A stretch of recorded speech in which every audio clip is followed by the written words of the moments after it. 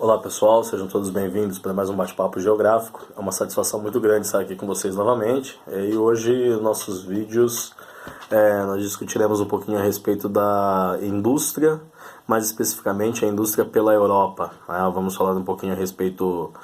do desenvolvimento industrial e bem como ele se expandiu espacialmente pelo território europeu, onde estão concentradas as principais indústrias da Europa, e qual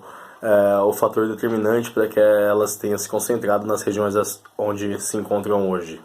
Aí vamos ver aí o porquê que mais tarde alguns ramos industriais, inclusive, se descentralizam, saindo de lugares onde surgiram historicamente, passando a atuar aí por outros lugares do mundo, inclusive.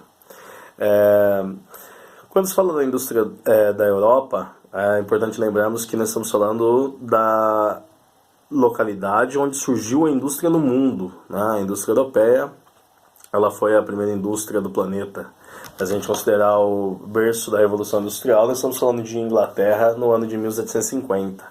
A primeira Revolução Industrial ela acontece no território inglês, condicionada por dois principais fatores: o acúmulo de capital, decorrente do processo de mercantilismo, e a concentração do poder na mão da burguesia, em decorrência da Revolução Gloriosa, permitindo com que a Inglaterra então instaurasse ali uma monarquia parlamentarista, em detrimento do que havia antes ali a monarquia absolutista. Tendo em vista então a burguesia concentrando o poder político e concentrando também o poder econômico, isso permitiu uma evolução das etapas conhecidas por artesanato e manufatura, até chegarmos no contexto da maquinofatura, onde então a Revolução Industrial vem à tona.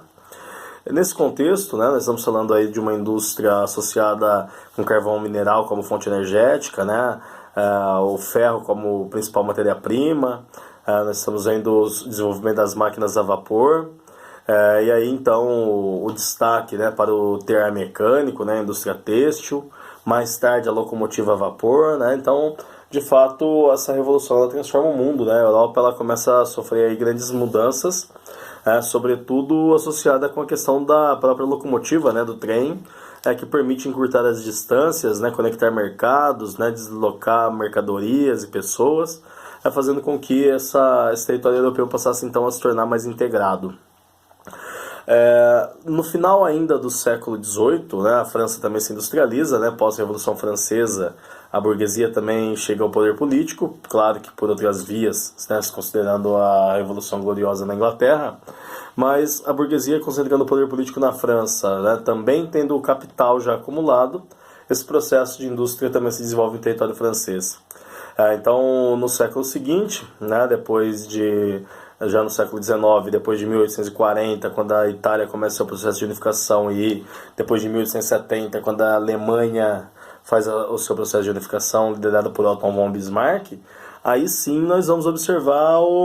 esses dois outros países, também se materializando como países com grande concentração industrial. É claro que mais tardiamente, incipiente nesse contexto, se comparado com a Inglaterra principalmente, ou com a França, mas já começando também a tomar corpo seus parques industriais. Claro que essa indústria ela também transbordou para outros países nas proximidades, como Bélgica, como a própria Holanda, Então, obviamente, não se trata apenas de uma indústria concentrada na Inglaterra, na França, na Alemanha e na Itália, não é isso, Mas esses países são os que mereceram mais destaque dentro do continente europeu, pelo menos entre os séculos entre o século XVIII e o século XIX. A indústria, não só na Europa, mas em qualquer lugar do mundo, ela está atrelada diretamente com algumas condições naturais, Entre elas, obviamente, a oferta de matéria-prima e de energia são condicionantes para isso. Então, isso já explica o fato de grande parte das indústrias do mundo estarem concentradas em áreas de bacias sedimentares, em áreas mais baixas, onde geralmente ocorre a presença de combustíveis fósseis,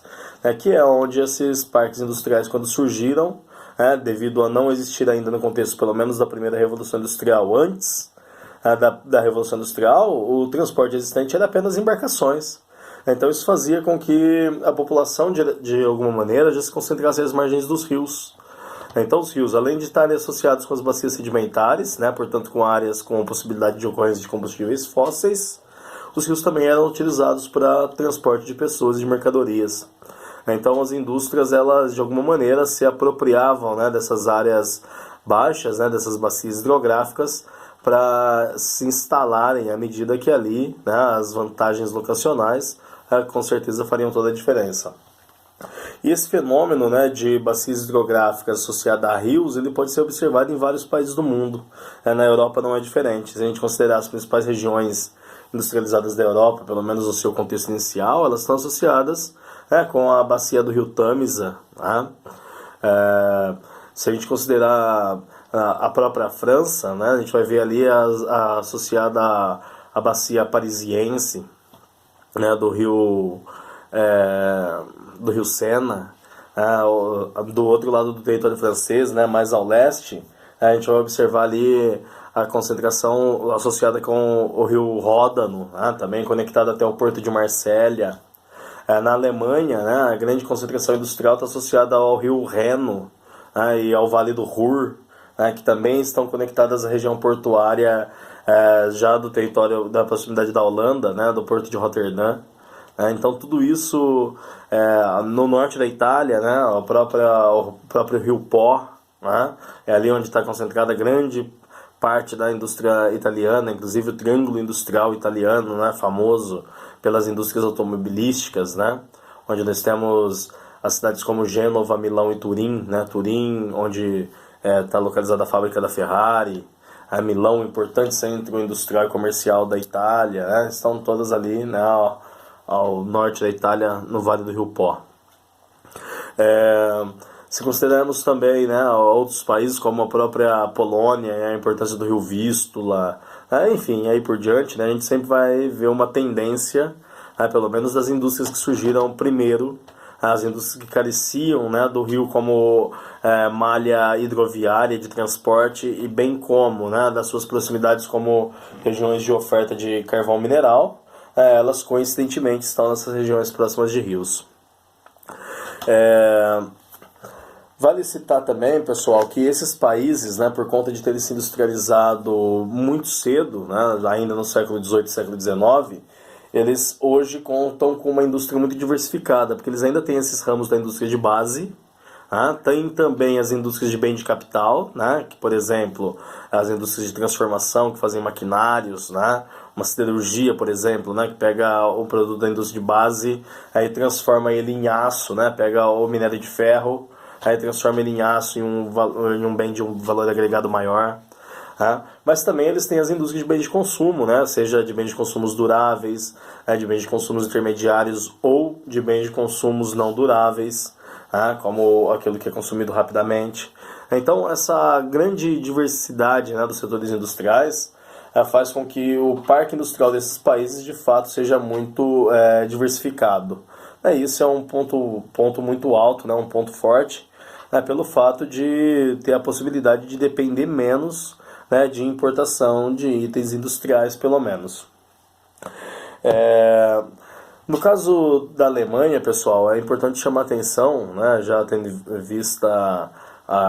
hoje, né, ser sobretudo a maior indústria da Europa, né, o principal parque industrial europeu estar localizado na Alemanha. É importante a gente lembrar da questão temporal, né? A Alemanha, ao longo do contexto de Guerra Fria, ela ficou dividida, né, entre o regime socialista e o regime capitalista. E óbvio que os seus parques industriais não se manifestam de maneira homogênea ainda como resultado disso, né? A parte ocidental, obviamente, se desenvolveu muito mais, sofreu com muitos mais investimentos do capital, se modernizou, enquanto que a parte oriental se transformou em uma indústria obsoleta, né, ultrapassada, atrasada,